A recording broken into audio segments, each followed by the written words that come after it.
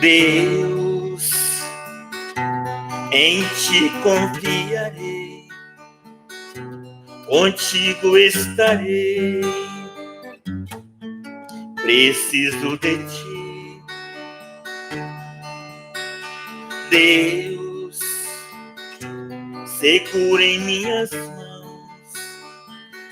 me envolva em seus braços, toca meu coração por toda a minha vida, te louvarei nos pensamentos meus, te buscarei. Em ti é que eu encontro a paz que tanto espero e o amor que tanto quero, somente em ti encontrarei.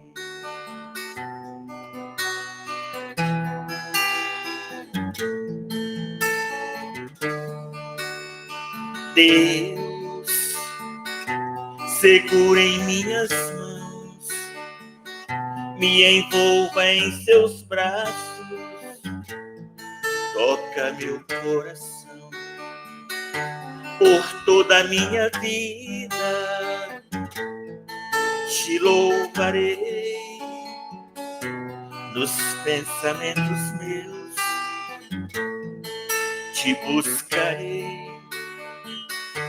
Em ti é que eu encontro a paz que tanto espero e o amor que tanto quero, somente em ti encontrarei. Em ti é que eu encontro a paz que tanto espero e o amor que tanto quero, somente em ti encontrarei. Encontrarei.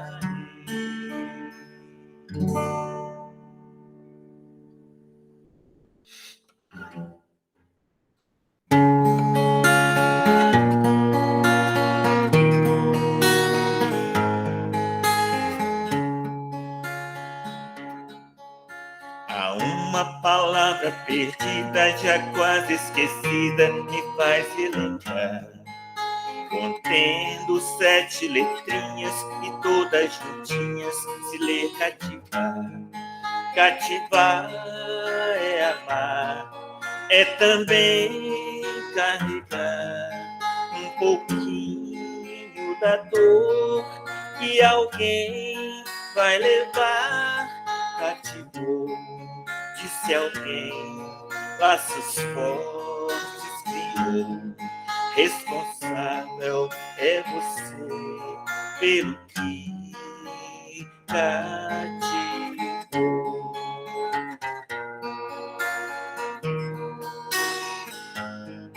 No deserto tão só, entre homens de bem, vou tentar cativar, viver perto de alguém. Cativou, disse alguém, laços fortes criou. Responsável é você pelo que cativou.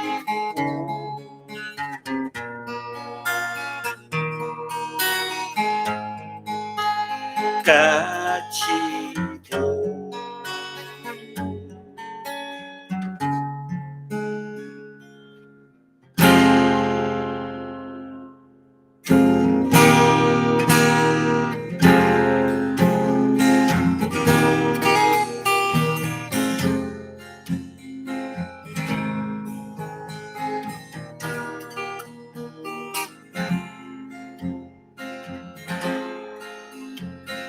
Quando o amor reina nos corações,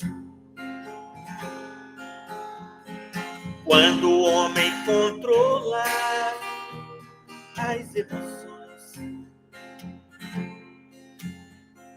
quando a guerra então cessa e o homem se arrepender,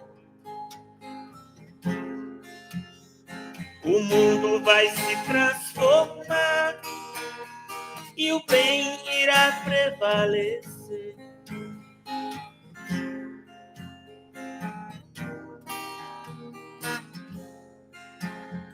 A tempestade vai passar e o mundo verá a luz.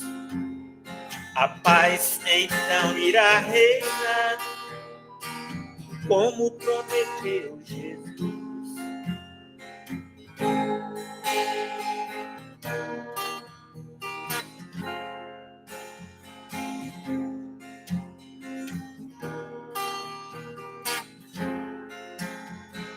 Quando o amor reina nos corações, quando o homem controla as emoções, quando a guerra então cessar e o homem se arrepender, o mundo vai se transformar e o bem irá prevalecer.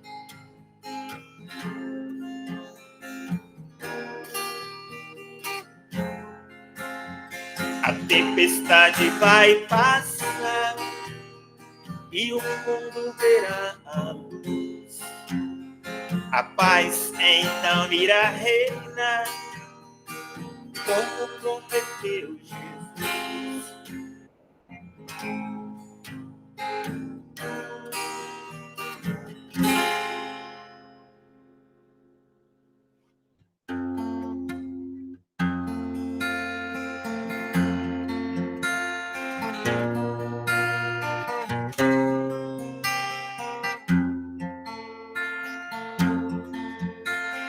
Caminhando tão sozinho, me perdi na escuridão, levei meu pensamento a Deus, busquei ajuda em oração.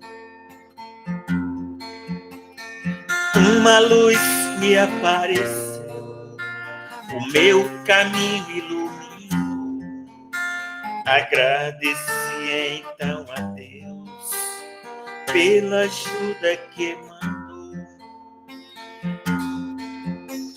Se um dia eu encontrar alguém que também se perdeu, estendo a ele as minhas mãos e elevo o pensamento a Deus.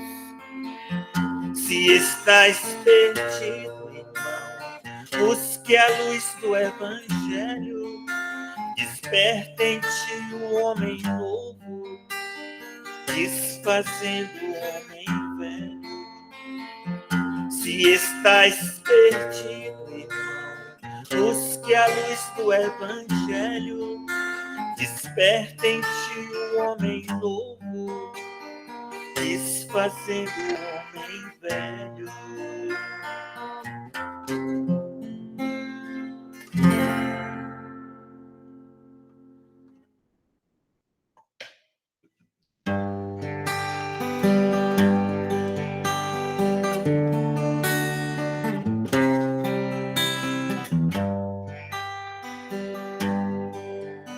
No alto daquele monte, falava para a multidão, falando com seu jeito simples, mas tocava o coração.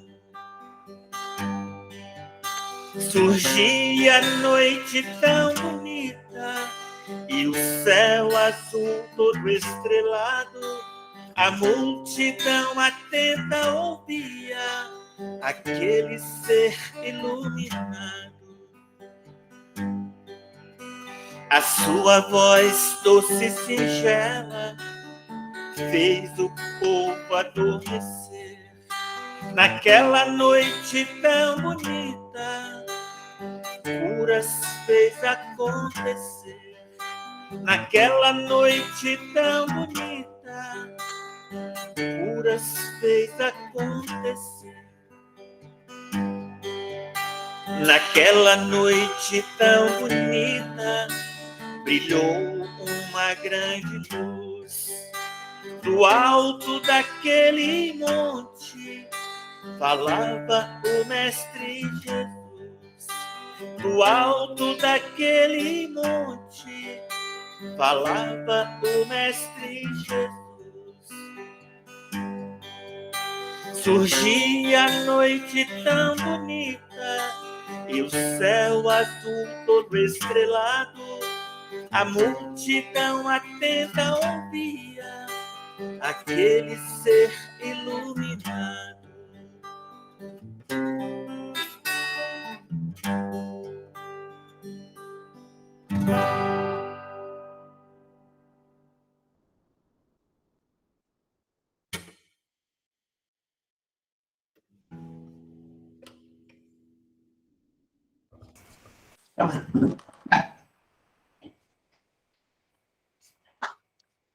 Bom dia, nossa gratidão. Gratidão. Bom trabalho para vocês aí. Bom trabalho. Boa viagem para você, né, Toninho? Está quase aprendendo, viu, Toninho? Pois é. Tá bom, né, Valdir? Tá me perseguindo. Valdir tá me perseguindo. É. Não é? Os perseguidores. Então, bom dia a todos. Que Deus nos abençoe. Nossa gratidão, Toninho. Bom dia a todo mundo que está online e presencial. Vamos, neste momento, respirar bem fundo. Agradecer a Deus por esse dia maravilhoso. Tá muito bonito, muito belo. Agradecer por esse momento de estudo, de reflexão. Agradecer a Deus pelo dom da vida, pela oportunidade da encarnação, pelos amigos de jornada. Agradecer a Jesus, o nosso mestre, o nosso modelo, o nosso guia, nosso irmão maior, que deixou seus exemplos para que nós possamos seguir, buscando a cada dia aprender, compreender e colocar em prática. Gratidão, Jesus. Vamos agradecer a espiritualidade amiga, ao nosso anjo da guarda, ao mentor da casa, aos nossos mentores, que a espiritualidade amiga possa estar ao lado do nosso irmão, auxílio, a fazer os estudos, abrindo para esse entendimento os nossos corações, para que possamos refletir bastante sobre o que ele trouxer e que possamos praticar em nossa vida a nossa gratidão. Senhor Jesus, esteja visitando todos os nossos irmãos que estão em hospitais, em creches, orfanatos, em leitos de dor, muitas vezes com pensamento não bacana, que estão, às vezes, desabrigados, embaixo de viaduto, às vezes sem nada para se alimentar, que uma gotinha do seu amor possa estar indo de encontro a cada um desses corações, e cada um perceba e sinta a presença de Deus, de Jesus, que é o amor de nossas vidas. Senhor, nós te agradecemos e esteja conosco hoje, agora e sempre, que assim seja. Amém. Que Deus nos abençoe. Meu amigo, uma hora para estar conversando conosco. Deus abençoe. Seja bem-vindo. Obrigado.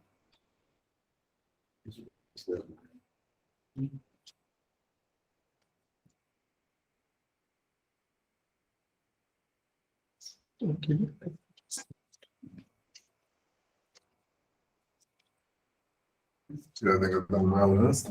Tá ótimo. Obrigado.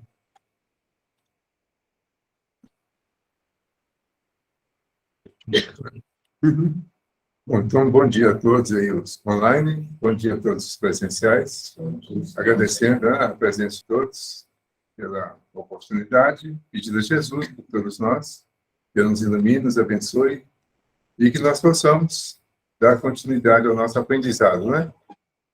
Estão ouvindo direitinho aí? Está tranquilo? Perfeito. Ninguém reclamou. Tranquilo, nós estamos ouvindo. Tranquilo. Quem cala consciente, né? Bom, então nós temos hoje Ouvindo bem. médiuns intérpretes dos espíritos.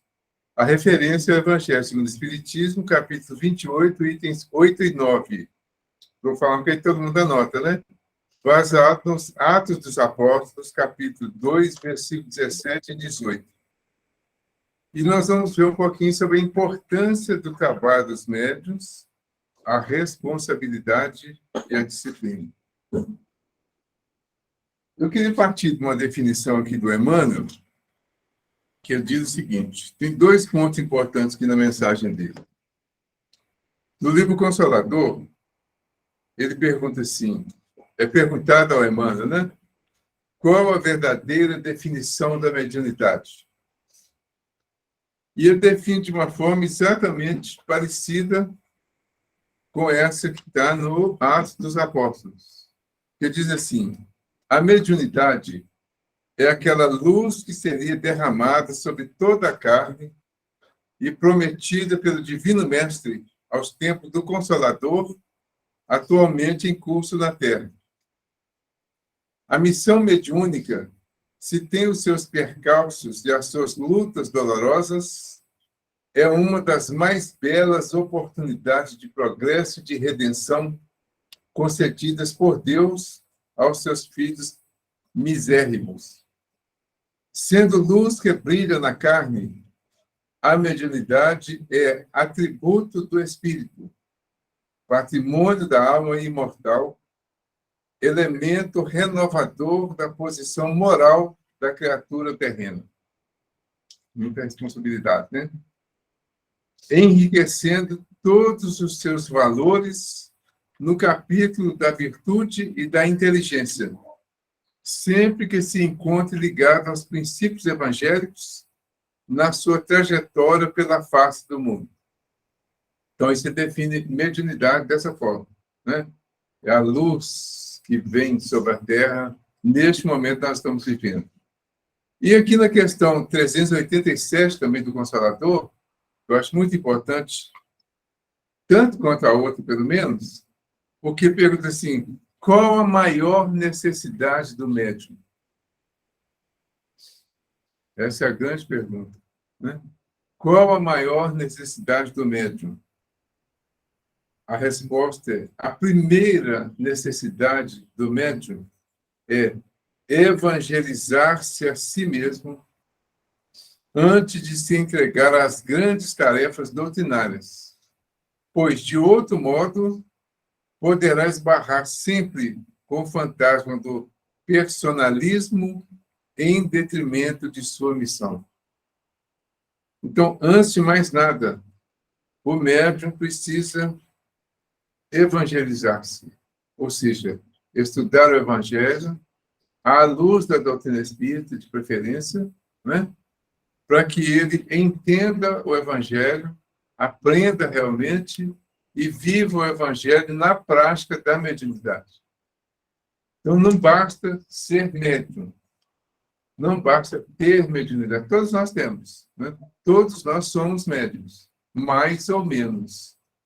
Então, isso aí já está mais do que sabido, né? O Kardec afirma isso no Livro dos Médiuns. Então, alguém fala, eu não sou médium. Não existe quem não é médium. Porque todos nós conversamos com Deus. Conversamos com os amigos espirituais, com nossos anjos da guarda, por exemplo, e não só conversamos com eles, como ouvimos a mensagem deles e que é transmitida para outras pessoas de uma forma intuitiva, às vezes.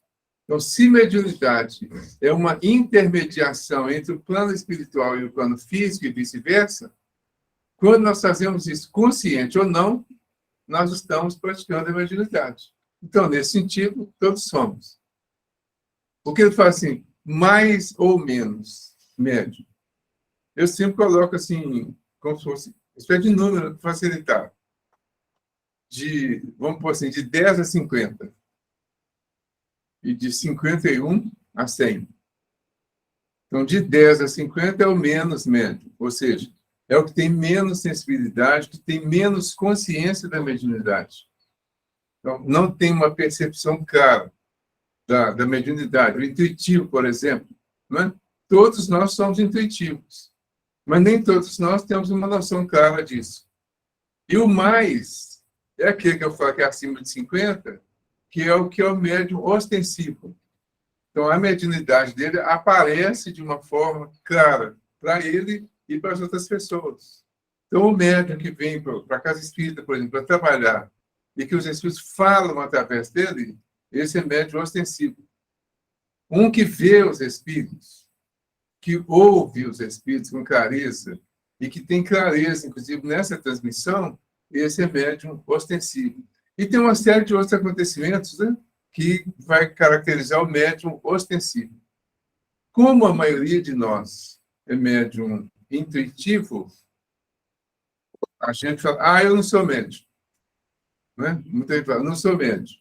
Aí, na casa espírita, a gente tem uma dificuldade ainda. Né? Aquilo deve ter, claro. Né? Porque tem médium que está na cara, que a mediunidade está entornando. Não sou médium, não. Ele recusa trabalhar com a mediunidade. Só que na casa espírita, nós precisamos de médiuns trabalhando, de pessoas trabalhando com a mediunidade, independente de ser ostensivo. O espiritismo começou com a mediunidade. Ela foi definida depois, mas o espiritismo começou com a mediunidade.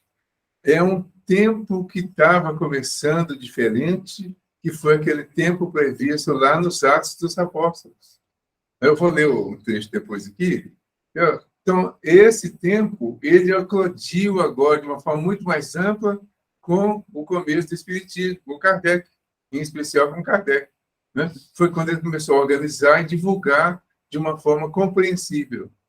Então, na Casa Espírita, todos nós temos compromisso com a mediunidade e todos deveríamos trabalhar. Por quê? Numa reunião mediúnica, não tem só médium ostensivo. Ela precisa de médios que não sejam ostensivos, porque o dirigente da reunião não deve ser um médium ostensivo. Os doutrinadores, ou orientadores, ou dialogadores, né, tem vários títulos, ele não deve ser um médium ostensivo, porque é ele que vai conversar com o médium ostensivo. Quer dizer, quando um espírito se manifesta, tem alguém que precisa estar mais lúcido para conversar com ele. Então, todos têm uma atividade. Aqui fala, mas eu não consigo conversar com os espíritos. Eu não sei como conversar. Primeiro, pode aprender. Mas, não quero. Não é? Tem o vibracional. O vibracional é aquele que fica caladinho, quietinho, só vibrando, orando, pensando positivamente, porque ele dá sustentação para que os outros trabalhem. Então, enquanto o médium está envolvido com o espírito, está trazendo as dificuldades dele, e que às vezes até envolve o médium, e ele pode, inclusive, baixar sua vibração por causa da vibração do espírito, por causa da história. Todos nós temos as nossas histórias. As nossas histórias sintonizam com as histórias dos espíritos. E isso é uma coincidência, né, entre aspas, para facilitar a sintonia. Quando vem um espírito através de um médium e há uma sintonia do problema do espírito com o problema do médium, ele cai de alguma forma, porque às vezes é uma dor que ele está sentindo, por um problema moral, por um problema físico, espiritual. Na hora que ele cai com essa dor que é despertada, que aí passa a ser dele e do espírito, o doutrinador está preocupado em dar uma orientação. Neste momento, os vibracionais vão sustentar a vibração média, pelo menos, para a mais elevada, do trabalho espiritual. É isso que faz a reunião como um todo se sustentar. Então, todos são importantes.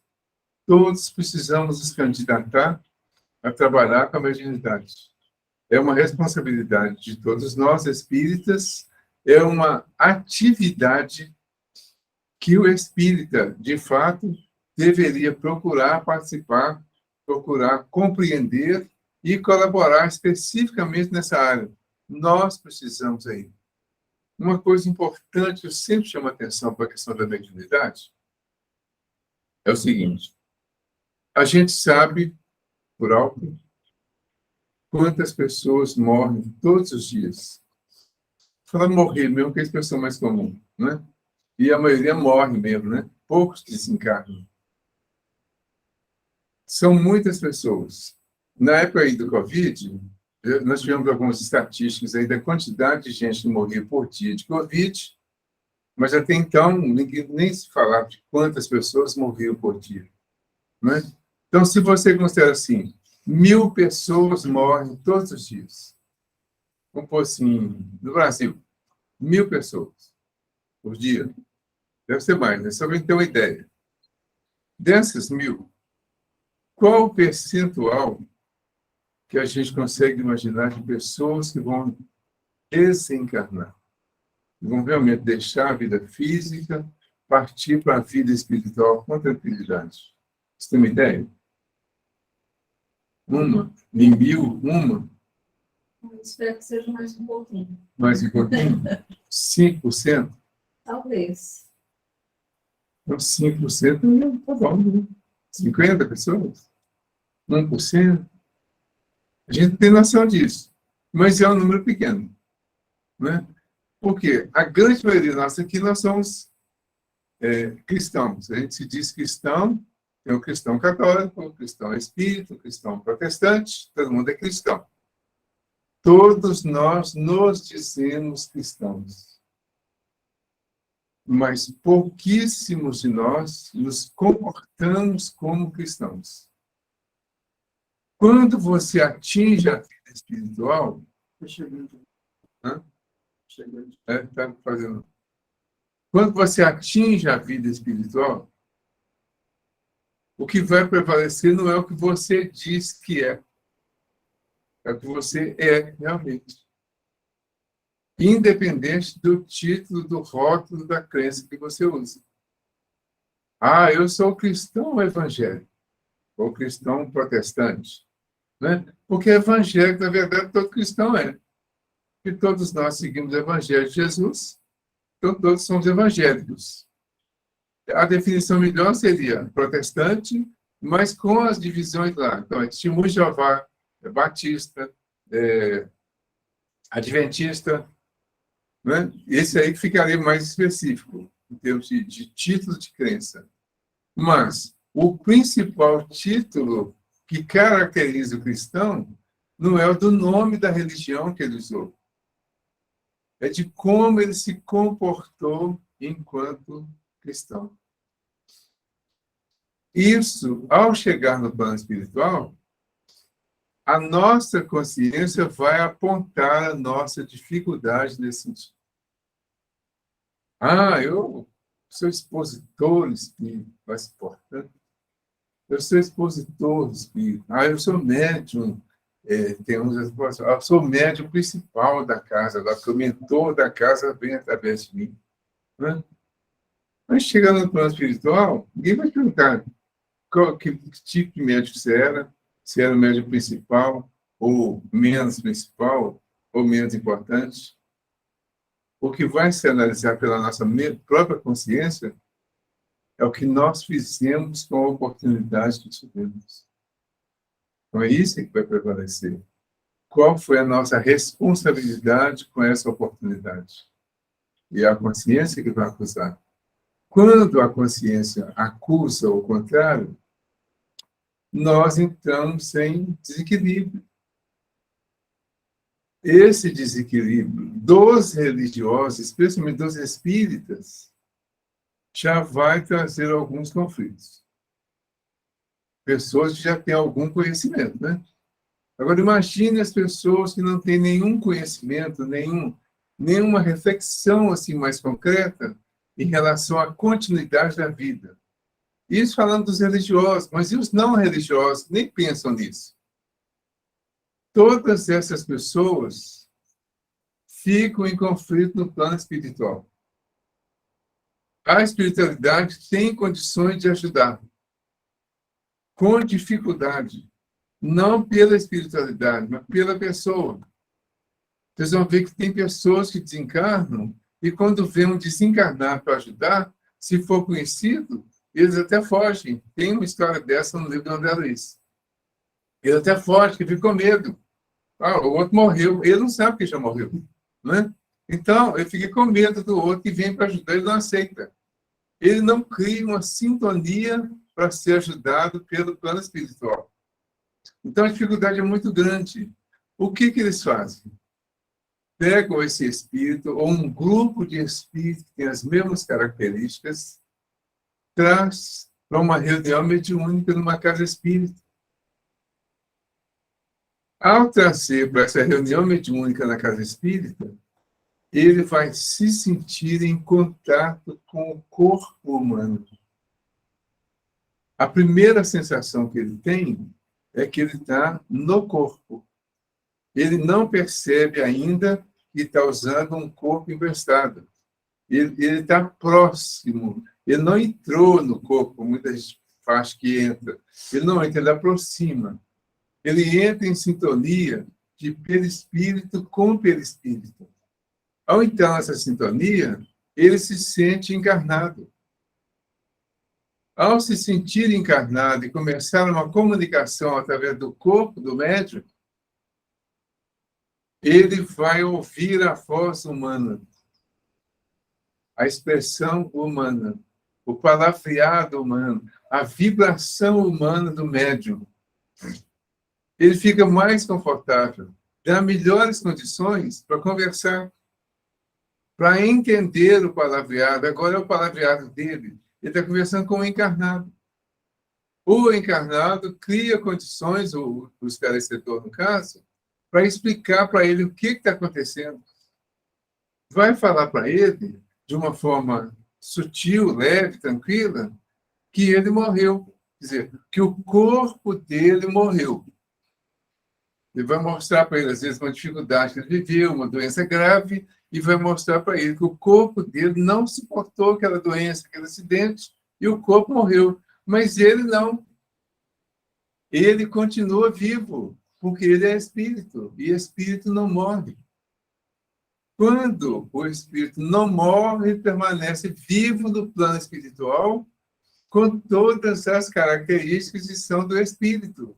Porque o corpo é só um monte de matéria organizada que esse espírito estava utilizando enquanto estava aqui na Terra. Esse corpo, comparado a uma roupa usada, ele foi descartado, foi cremado, enterrado, mas ele, espírito, permanece com todas as suas características. Enquanto ele conversa sobre isso e entende em poucos minutos uma coisa que ele não se permitiu a vida toda, ele em 10 minutos, 15 minutos, ele vai entender uma boa parte disso, porque não é tão difícil entender, né? Quando ele sai do corpo, sai amparado, já se permite ver o amparo espiritual, e às vezes até gente conhecida, porque agora ele já sabe que o parente dele que morreu há mais tempo está vivo também. Ele vai ver o parente no meio dos outros lá. Ele e todos os outros que estão em torno vão ver os parentes, vão ver amigos que já estavam cuidando deles há mais tempo, mas eles não percebiam. Agora, com a orientação, ele passa a ter uma visão maior do plano espiritual. Vê aqueles amigos, confiam, porque agora ele tem uma outra visão. Quando ele sai do corpo do médium, quando ele se sente saindo do corpo do médium, ele sai agora com a sensação de estar realmente desencarnando. Ele vai para uma outra visão da vida espiritual, para uma outra aceitação de orientação, de tratamento, de conhecimento do outro lado da vida, e vai se propor a se tratar, se preparar para, se for o caso, uma nova encarnação mais ou menos recente, de acordo com a necessidade, com a combinação de cada um. Então, vejam a importância do trabalho com a mediunidade nesse sentido.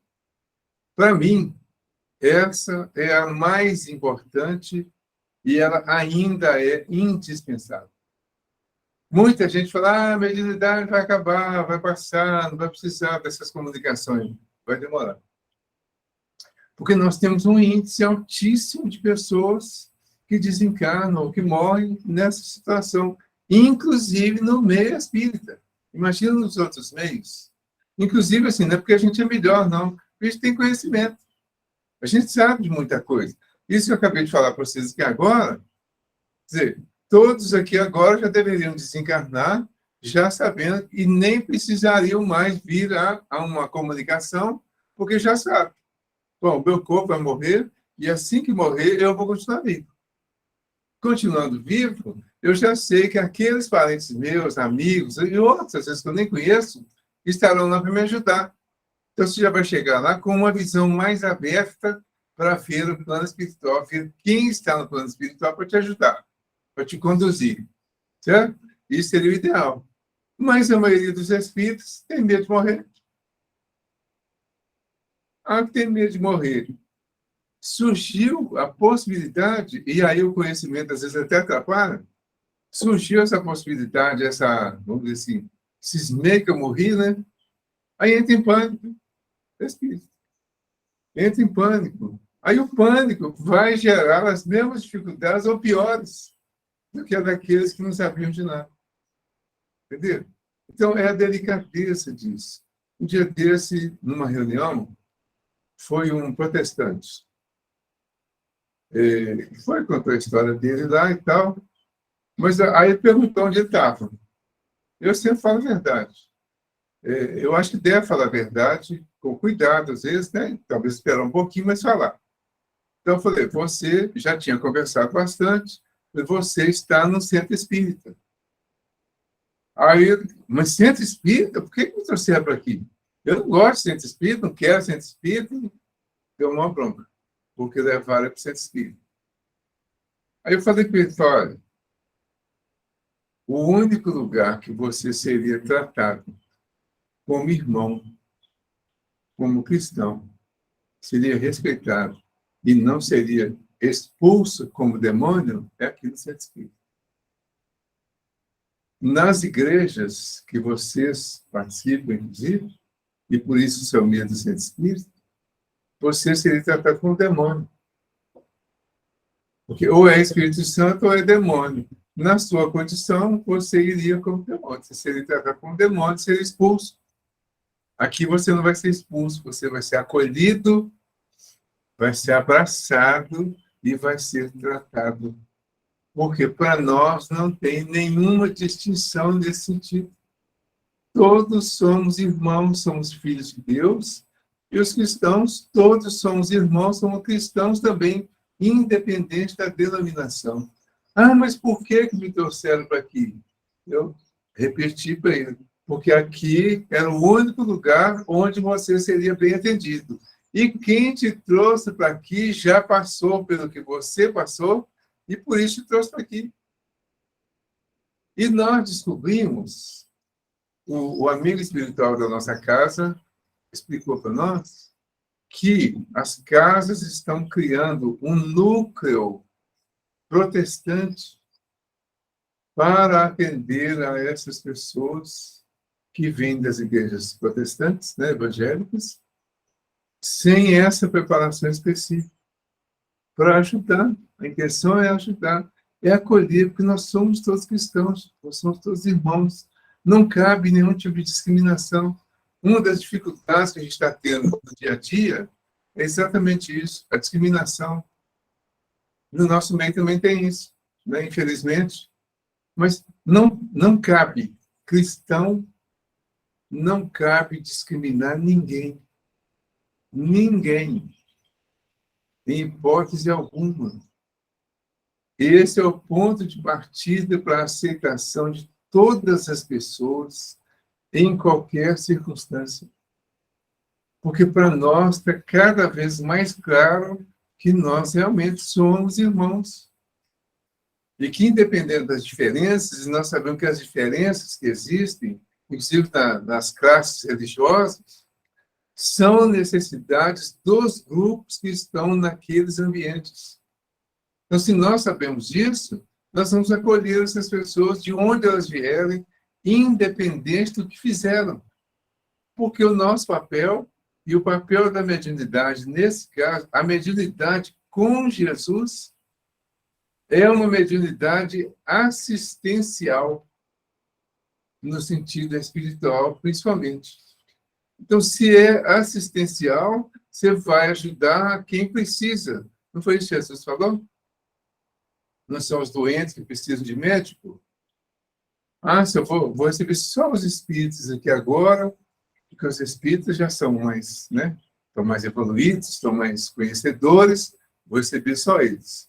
Se estivessem realmente evoluídos e já merecedores por causa da evolução que já alcançaram, não precisaria estar buscando ajuda. Porque quem desencarna consciente do que está sabendo, do que está fazendo, já desencarna procurando trabalho e não ajuda. Essa é a nossa meta, deveria ser a nossa meta. Vou desencarnar, eu não vou desencarnar esperando. Ah, o Chico, que vai me receber, o mentor da casa, Bezerra de Menezes, ou um amigo aí que eu tenho mais afinidade. Ah, eu gosto muito do André Luiz, né?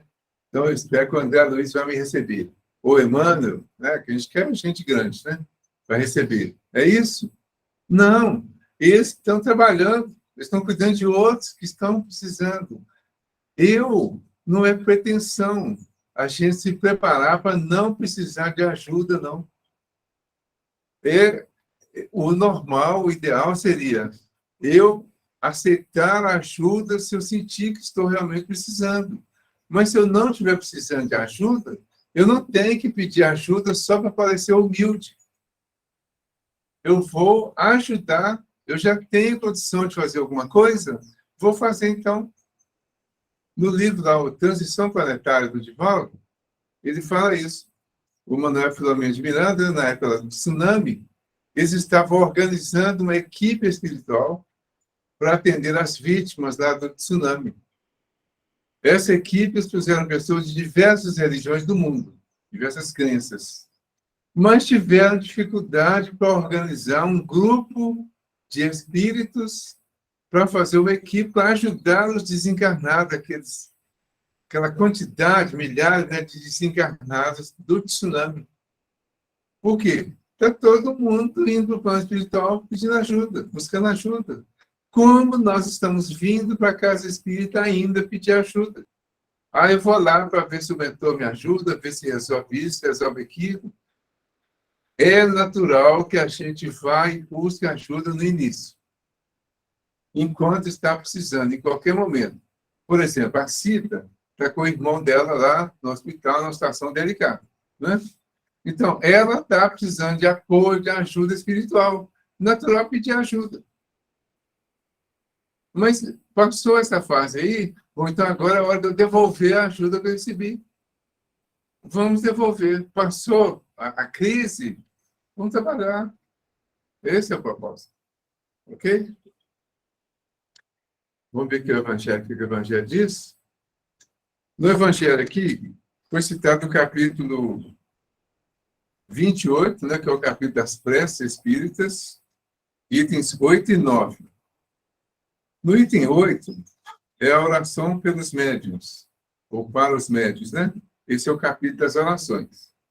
Ele fala assim: nos últimos dias, ou nos últimos tempos, diz o Senhor, difundirei do meu espírito sobre toda a carne.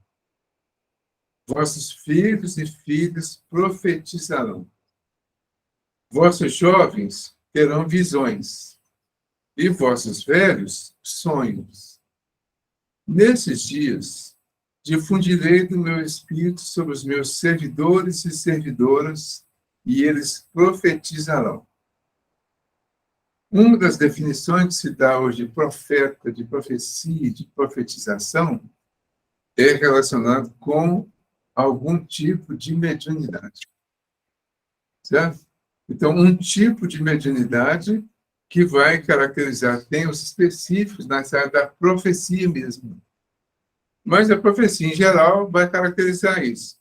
Ele fala, nos últimos tempos, a gente não tem uma data exata dos últimos tempos, mas nós temos, pelo que anda acontecendo, a gente entende, pelas informações que vão chegando, nós vamos entendendo que os tempos estão chegando, os tempos dessa transição que é da passagem de mundo de prova e expiação para mundo de regeneração, a passagem da Terra física. A Terra está se promovendo como planeta, como mundo. Esse é um ponto. Nós, os que estamos na Terra, deveríamos estar nos promovendo com ela. No planejamento espiritual, a Terra vai chegar a um ponto que ela vence a sua etapa para passar de prova e expiação para a regeneração. Já há uma quantidade de pessoas na Terra, ou ligadas à Terra, em condições de habitá-la nessa condição de regeneração, que significa um mundo um pouco melhor do que esse que nós estamos aqui agora. Uma Terra melhorada, onde não haverá ainda perfeição, mas haverá uma quantidade muito maior de pessoas, de espíritos, que estejam dispostos a melhorar. Não são perfeitos, estão em aperfeiçoamento, mas estão dispostos a melhorar. Então, como nós estamos aqui hoje? Nós estamos aqui buscando orientação, buscando, às vezes, ajuda para melhorar, não é isso? Estamos com o propósito de nos manter de acordo, dentro do possível de cada um, com essa necessidade da ajuda e do crescimento. E já estamos dispostos a fazer a nossa parte. Então, tem muita coisa que a gente fazia antes que agora já não faz mais. Hoje a gente já repudia a vingança. Hoje a gente já repudia o ódio. Hoje nós não tentamos justificar nenhum tipo de comportamento que seja contrário a algo parecido com a orientação cristã. Não é isso? É isso, né? É isso que a gente está buscando, né? De vez em quando a gente dá uma vaciladinha, né? Mas é isso. Tá?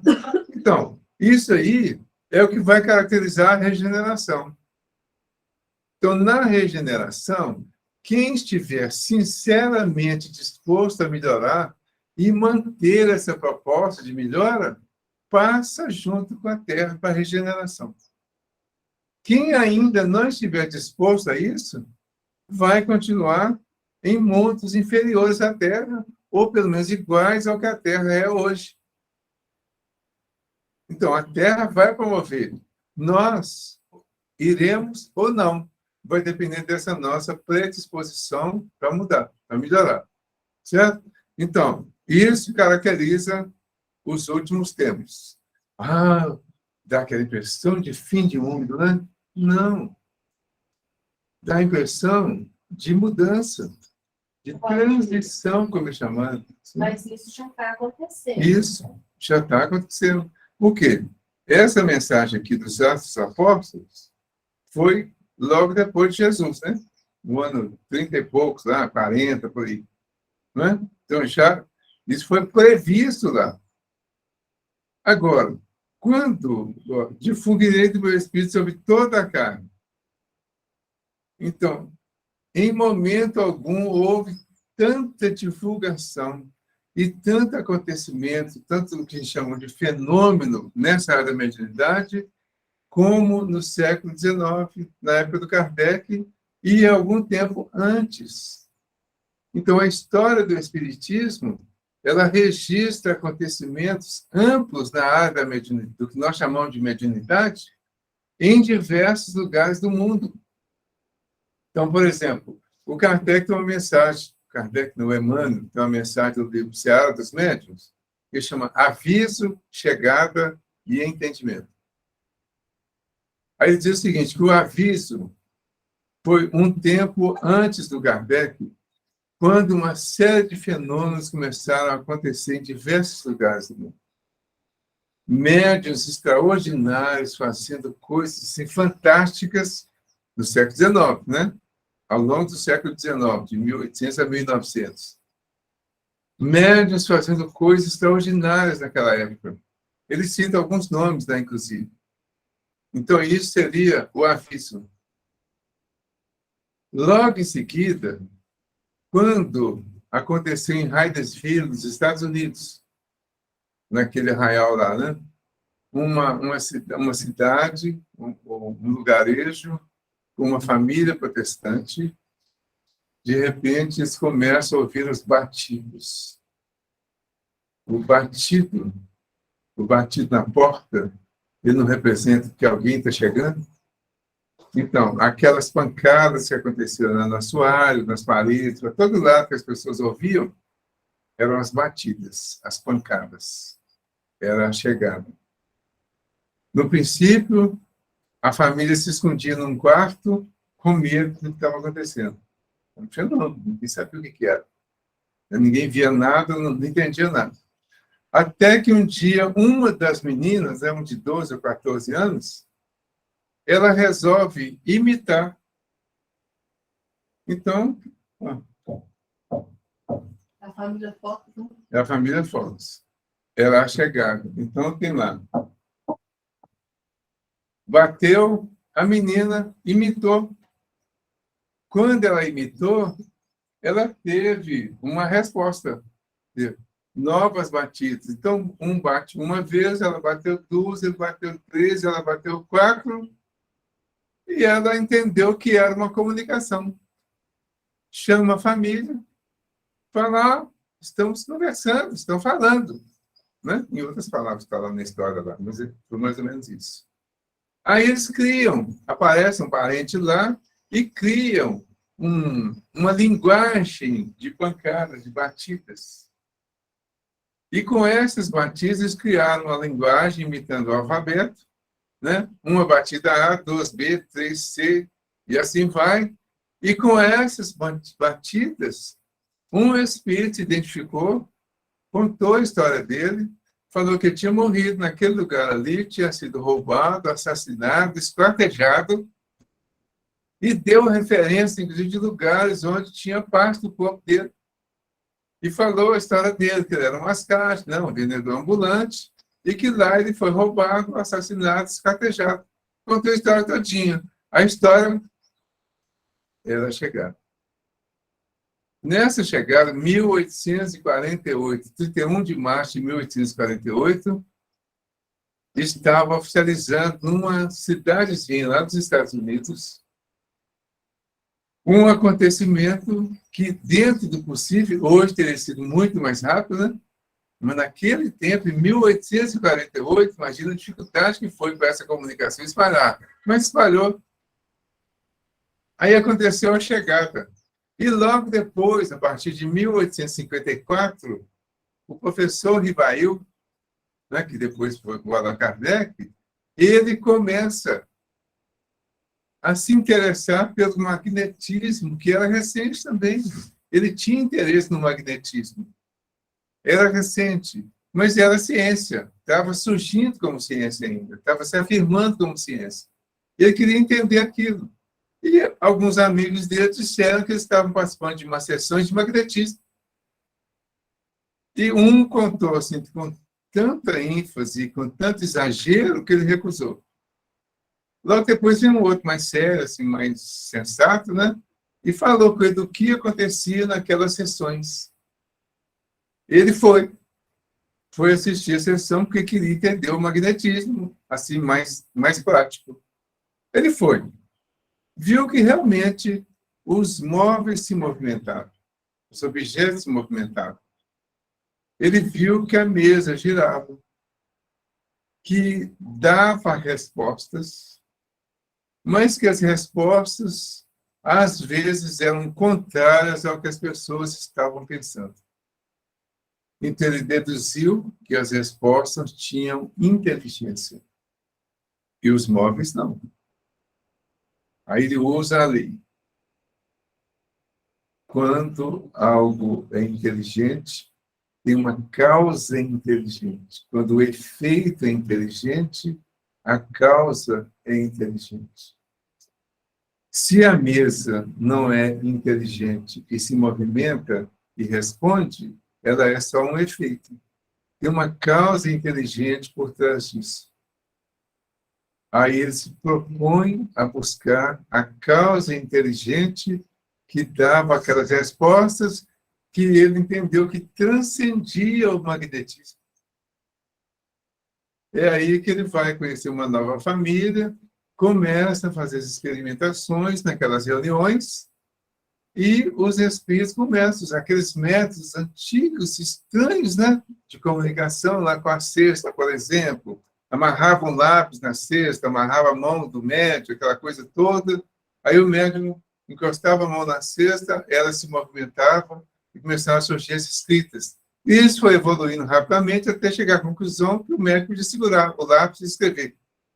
E aí começaram a sair as perguntas e as respostas. Entrou a era do entendimento. De lá para cá, a doutrina foi codificada, foi organizada, e os espíritos começaram a responder para ele as diversas perguntas que ele fazia. E, às vezes, respostas contraditórias em relação ao que ele pensava. Só um minutinho, só para não perder o raciocínio. Aí, quando eles dão as respostas das perguntas que ele fazia, e às vezes respostas contraditórias em relação ao que ele pensava, ele foi confirmando que realmente eram outros seres, e eles estão se identificaram como espíritos, como pessoas que já tinham vivido aqui na Terra. Alguns eram conhecidos, deram nome de santos da igreja, né? São Luís, Santo Agostinho, São João Evangelista, Paulo Apóstolo, e uma série de outros começaram a se manifestar, se identificando e contando as histórias que eram coerentes com a posição que aqueles espíritos usaram aqui na Terra. Até chegar um ponto que esse Alabra publicar o livro que tinha sido organizado através das perguntas e respostas. Aí inaugurou o Espiritismo, a era do entendimento, surge uma nova doutrina que mais tarde eles vão confirmar que tinha uma relação com a mensagem do Consolador, que está no Evangelho de João, quando Jesus promete que viria o Consolador, e tudo isso vai caracterizando o que eles chamaram aqui nos últimos tempos. Então, nós estamos exatamente nos tempos de fazer essa transferência, esse novo entendimento para atingir a fase mais avançada. Desculpa a demora, pode falar. Tem um tabuleiro também, que acho que usou muito esse do copo, a manifestação do copo. Tinham várias formas. Com copo, com a prancheta. A prancheta foi bem usada. A própria mesa, né? A mesa girava. Tinha vários métodos. Mas o que foi, quando se aperfeiçoando, quando chegou na prancheta, né? Eles amarravam o lápis na prancheta, colocavam ela numa posição lá que ela se mantivesse, né? Aí o médium vinha, encostava a mão na prancheta e ela começava a se movimentar e escrever. E aí foi aperfeiçoando. Esses fenômenos físicos, acho que foi no início, né? Que diz que hoje, por exemplo, ainda tem gente que tem curiosidade desse jogo do tabuleiro. Diz que é mais espírito italiano que aparece para manifestar. Não é muito confiável a mensagem. Isso. Então, há uma recomendação para evitar aquela brincadeira do copo, por exemplo, né? Essa brincadeira é super comum nos navios, né? Na Europa, os marinheiros lá nos navios, eles brincavam com isso aí, ficavam fazendo consultas lá, brincando, fazendo como brincadeira. Então, com essa era do entendimento, chegou-se à conclusão de que realmente a coisa é séria, né?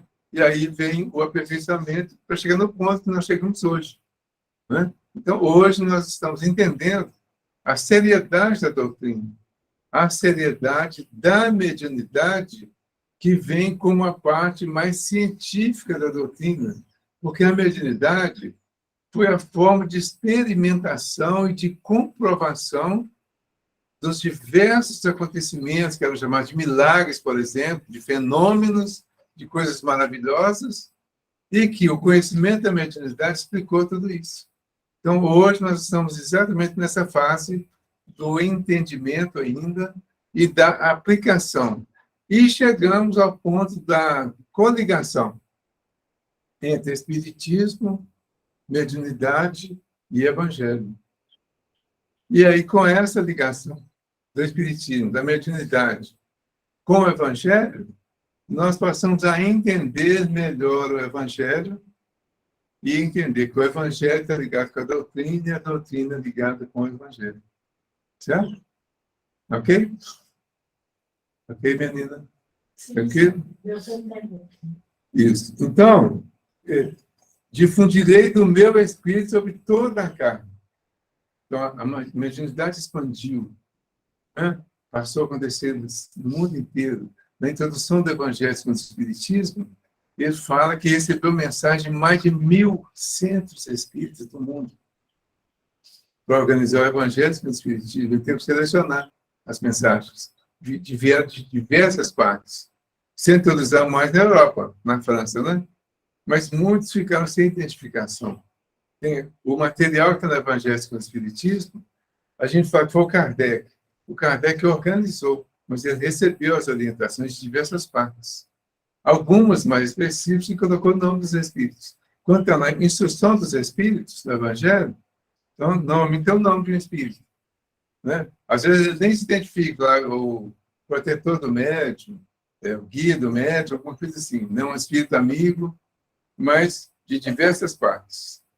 Aí, nessa fase, então, aqui, ficou claro o que estava profetizado nos Atos dos Apóstolos, que, na verdade, estava profetizado lá no livro do profeta Joel, lá no Antigo Testamento. Aconteceu naquele momento lá, de uma certa forma estacionou, né? Claro que não deixou de acontecer, mas quando vem o Espiritismo vem trazer explicação para tudo isso. Aí aqui no item 9, ele fala, quis o Senhor que a luz se fizesse para todos os homens, e que em toda parte penetrasse a voz dos Espíritos, a fim de que cada um pudesse obter a prova da imortalidade. Então, qual que era o objetivo? Um dos principais. Provar a imortalidade. Depois, percebemos que ela já estava provada, explicada, de alguma forma, comprovada nos evangelhos. Mas não estava claro. Então, quando fala da ressurreição de Jesus, por exemplo, que foi o momento real da comprovação da imortalidade, foi colocado de uma forma que pareceu que foi ressurreição. Ou seja, Jesus morreu, logo depois o corpo dele ressuscitou e ele apareceu lá para os discípulos, para diversas pessoas, diversas situações, né? A partir da Maria Madalena, e depois ele ascendeu aos céus com corpo e alma e tudo. Foi essa a mensagem que foi passada. Isso ainda é explicado, ainda é ensinado. Mas com o Espiritismo foi mostrado que existe um corpo que até então era desconhecido dos nossos meios. O cristianismo não trabalhou isso de uma forma ampla para esse entendimento, que era o corpo espiritual ou perispírito, que é um corpo energético parecido com o corpo físico, que permanece com o espírito depois da morte do corpo físico. E que quando há uma aparição, por exemplo, quando alguém que morreu aparece para alguém, não é o espírito que se mostra, porque o espírito não tem forma. Ele usa a forma humana, que é a do perispírito, para se mostrar, inclusive para ser identificado por quem o conheceu em outra época. Então, ele vai usar a forma que ele tinha. Por exemplo, se eu desencarnar, e vou, né? Eu vou me mostrar para vocês, se for o caso, com essa forma. Vocês vão olhar, bom, quem conseguir ver, se for materialização, todo mundo vai ver. Mas se for uma visão, por exemplo, só de alguém que é médio vidente ou clarividente, vai falar, é o Valdir, ele está aqui. Quem olhar, se o Chico estiver aqui, por exemplo, e quem conseguir ver, vai falar, o Chico está aqui. Como é que você sabe que é ele? Porque ele está usando a mesma forma física que ele usou antes. E, de onde que é essa forma física? Do perispírito, porque o corpo dele já foi enterrado, já acabou, tem mais de 20 anos. Tem 20 anos, né? Um pouquinho mais. Ele desencarnou, né? Então, o corpo dele não existe mais, o corpo físico. mas ele tem o perispírito. E esse perispírito ele pode usar, inclusive modificar a aparência de acordo com a vontade dele, com a necessidade dele, para se mostrar no ambiente onde ele possa ser identificado. Isso, qualquer outro espírito pode fazer isso de acordo com as suas condições, com as suas crenças e com a necessidade. Então, o Espiritismo trouxe isso, explicou isso para nós. Chamou todos esses acontecimentos de mediunidade. E aí traz a importância da mediunidade. E a comprovação da imortalidade. Ele fala aqui, ó, os médiuns são os intérpretes incumbidos de transmitir aos homens os ensinos dos espíritos. Ou melhor, são os órgãos materiais de que se servem os espíritos para se expressarem aos homens por maneira inteligível. Santa é a missão que desempenham, visto ter, por fim, rasgar os horizontes da vida eterna. Então, olha o papel e a importância do médium, né? São os intérpretes. O que é o intérprete? É o intermediário. Então, eu só falo inglês. É um excelente inglês, por sinal, né? Nada. Mas tem aquela menina ali que fala português e inglês. Eu vou falar em inglês, ela vai ouvir a minha mensagem em inglês, vai interpretar e vai passar para vocês que só falam português, em português, para que vocês entendam qual foi a minha mensagem. Esse é o papel do médico. Então, ele está ali, intermediário, entre dois planos, entre duas situações. O Espírito fala para ele. No caso, não é porque o Espírito fala em outra língua, pode ser também. Mas o Espírito fala para ele, o médium, porque só o médium ouve, só ele assimila o que o Espírito está passando. Aí o papel de intermediário dele não é necessariamente de interpretação, mas é de transmissão da mensagem para que os outros saibam o que o Espírito está passando. Então, eles colocam assim, né? Os médiuns são os intérpretes dos Espíritos. E é um fenômeno muito interessante, porque o Espírito usa códigos para passar para o médium. Então, o médium, na verdade, vai interpretar esses códigos e vai passar de uma maneira natural. É uma comunicação de espírito com espírito, inicia a materialização de perispírito para perispírito, e a partir do perispírito, o médium, que tem corpo físico, ele vai usar o corpo material para materializar a mensagem que o espírito passou para ele. Ficou claro isso? Entenderam? Então, eu sou espírito. Não tenho corpo. Ela é espírito, tem corpo e tem perispírito. Eu também tenho perispírito. A minha comunicação com ela é de perispírito para perispírito, de médium para médium, de espírito para espírito. Ela capta a mensagem. Eu não tenho os órgãos materiais para passar a minha mensagem. Por isso que eu preciso dela, da intermediária. Tá? Ela capta, como ela tem corpo físico e tem os meios de comunicação físicos, ela vai passar pelo meio que ela tem mais facilidade. Se for pela escrita, ela vai psicografar. Se for pela fala, ela vai falar. Se ela estiver me vendo e eu for falando alguma coisa, ela vai entender o que eu estou falando e vai passar. Esse é o papel do médium. Então, o médium é o intérprete do espírito. Ele vai passar a mensagem dos espíritos que nós, normalmente, os encarnados, não percebemos. Tá? Eu estou aqui agora. O meu papel seria uma espécie de mediunidade intuitiva. Né? Mas alguma coisa que eu estou passando aqui agora está vindo dos espíritos. É o mesmo serviço. Estou sendo intérprete. Então, algumas coisas eu preparei para falar, estou lendo aqui, inclusive já li antes. Mas tem muita coisa que eu falei aqui agora que eu não tinha preparado para falar como eu falei. Eu sei disso. Como que aconteceu? Intuição. essa comunicação que eles fazem para mim, eu capto sem consciência disso, né? Eu sei que é, mas não tenho consciência disso. Eu capto essa mensagem e passo para vocês. Então, os espíritos estão aqui do lado, eu estou aqui encarnado. Eu tenho os recursos para materializar para vocês a mensagem que eles estão passando. Nós temos os recursos para materializar para outras pessoas a mensagem que os espíritos estão passando para nós. Porque todos nós somos intuitivos. Entendeu? Como é que está o tempo? Ô, Valdir, então o desdobramento é só perispírito com perispírito.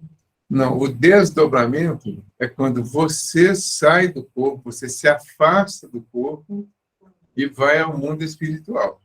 Você pode ver as coisas lá e transmitir através do seu corpo, ou pode ver, voltar para o corpo e depois falar, eu vi isso, isso, isso. Tá? Então, o desdobramento é o ato de se afastar do corpo, não é desligar, é afastar. A gente confunde um pouco de desligar e afastar, né? Desligar é quando desencarna. Afastar é quando usa a elasticidade do perispírito para você se afastar e ir para o mundo espiritual. Aí você vai viver a vida espiritual junto com os espíritos. Vai ver, pode ouvir, pode perceber coisas, às vezes, independente de espírito.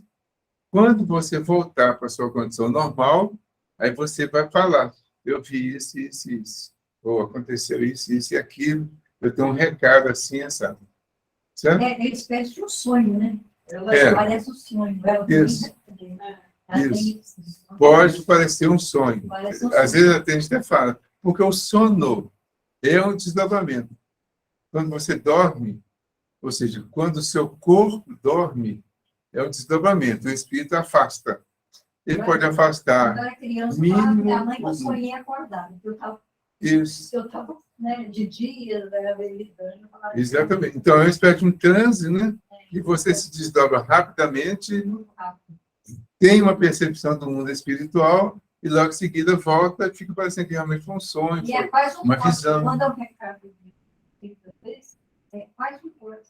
Isso. É uma coisa tão curta. Exatamente.